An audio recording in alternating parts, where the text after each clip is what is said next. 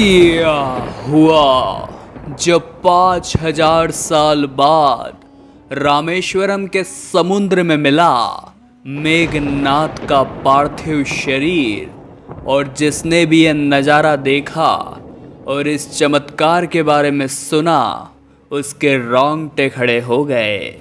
इस घटना की शुरुआत करने से पहले प्रभु श्री राम के सच्चे भक्त कमेंट बॉक्स में जय श्री राम जरूर लिखिएगा।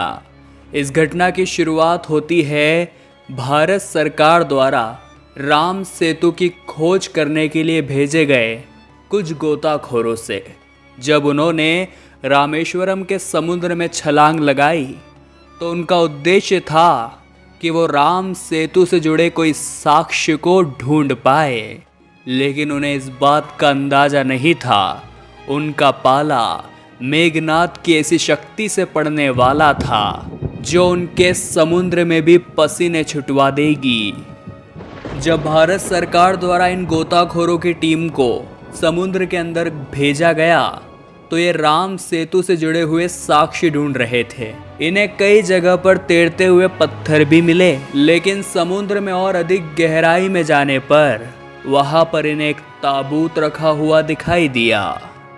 सभी गोताखोर बहुत ज़्यादा डर रहे थे क्योंकि ये ताबूत श्रीलंका की सीमा के बहुत नज़दीक मौजूद था। लेकिन सबके मन में यह आश्चर्य था कहीं इस ताबूत के अंदर सालों पुराना खजाना तो नहीं।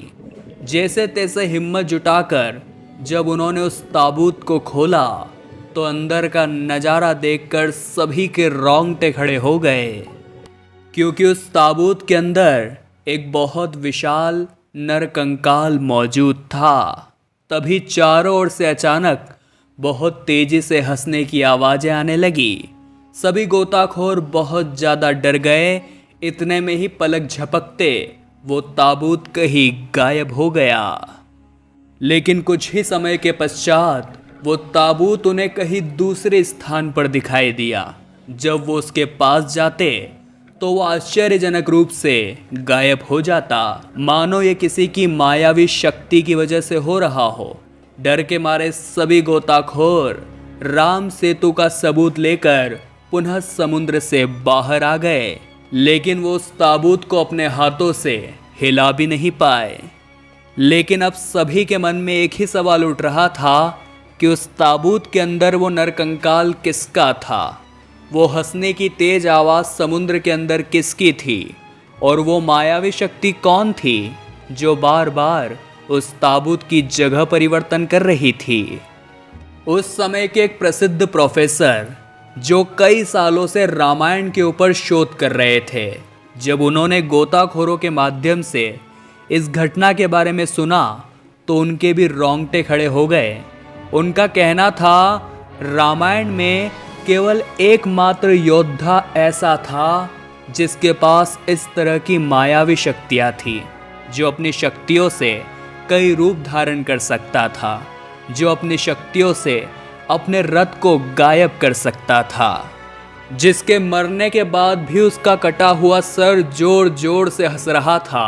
उस महान योद्धा का नाम इंद्रजीत मेघनाद था। युद्ध के मैदान में सबका पसीना छुड़ाने वाला महान योद्धा मेघनाद लंकापति रावण का सबसे बड़ा पुत्र था, और रावण की पहली पत्नी मंदोदरी ने मेघनाद को जन्म दिया था।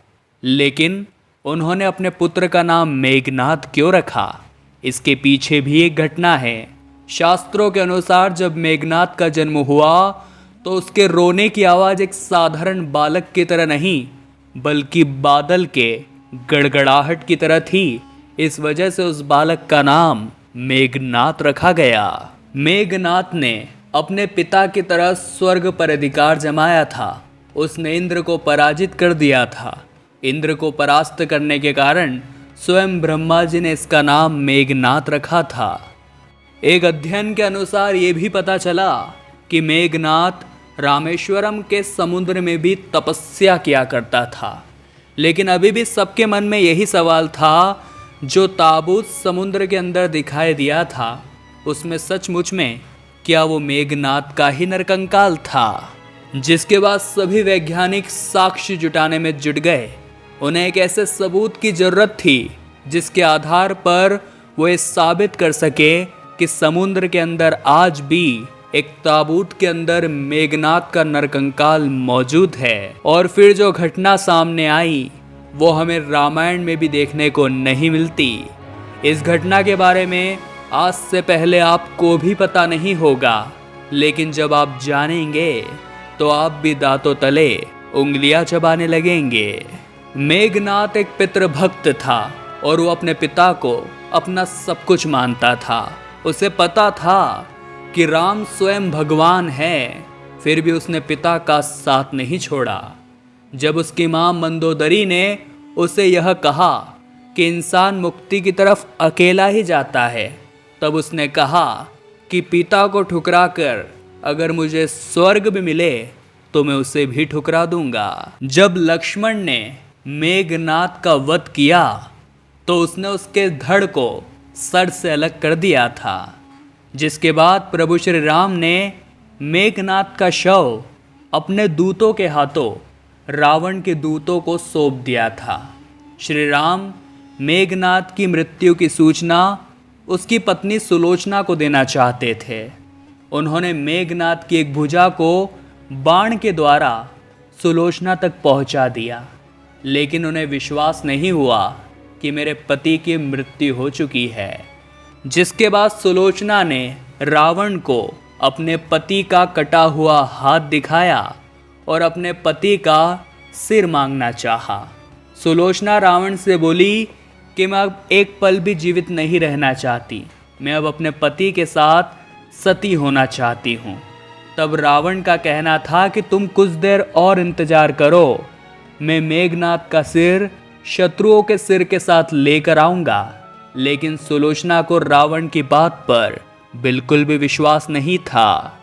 जिसके बाद मंदोदरी ने सुलोचना को इस सलाह दी कि तुम राम के पास जाओ, वे बहुत दयालु है, वो तुम्हारी बात जरूर सुनेंगे।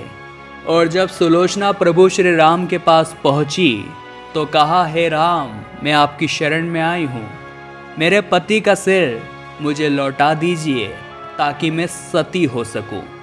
राम सुलोचना की दशा को देखकर दुखी हो गए और कहा कि मैं तुम्हारे पति को अभी जीवित कर देता हूँ। सुलोचना ने कहा कि मैं नहीं चाहती मेरे पति जीवित होकर इस संसार के कष्टों को भोगे। मेरे लिए सौभाग्य की बात यही है कि मेरे आपके दर्शन हो गए, मेरा जन्म अब सार्थक हो चुका है, अब मेरी जीवित रहने की और इच्छा नहीं है, मुझे बस आप मेरे पति का सर दे दीजिए, मैं खुशी खुशी सती हो जाऊंगी। जिसके बाद प्रभु श्री राम के कहने पर सुग्रीव मेघनाद का सर ले आए, लेकिन सुग्रीव का कहना था कि वो सुलोचना की सारी बातों को सच केवल तभी मानेंगे जब ये सिर हंसने लगेगा। ये सुलोचना के सतीत्व की सबसे बड़ी परीक्षा थी। उसने कटे हुए सिर से कहा, हे स्वामी, जल्दी से हंसिए, वरना मेरे सतीत्व पर कोई विश्वास नहीं करेगा। इतने में ही मेघनाद का कटा सिर जोर जोर से हंसने लगा और सुलोचना अपने पति का कटा सर लेकर पुनः लंका लौट गई। कहते इस पूरी घटना के बाद मेघनाद के उस शरीर को एक ताबूत के अंदर रखकर रामेश्वरम के समुद्र में उस स्थान पर रख दिया गया जहां उसकी तपस्वी भूमि थी, जिस स्थान पर वो तपस्या किया करता था।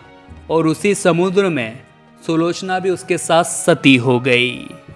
लेकिन एक बात से सभी लोग अनजान थे, सुलोचना के सतीत्व से मेघनाद के कटे हुए सिर में एक बार पुनः जान आ गई थी और वो हमेशा हमेशा के लिए अमर हो गया था।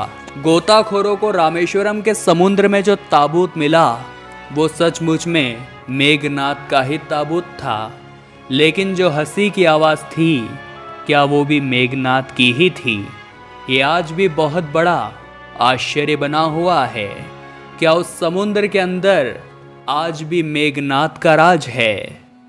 श्रीलंका की एक खबर के अनुसार कई मछुआरों को समुद्र के अंदर गहराई से अचानक से हंसने की आवाज़ आने लगती है। कई बार तो अत्यंत गहराई में गए उनके जाल अपने आप फटे हुए बाहर आते हैं।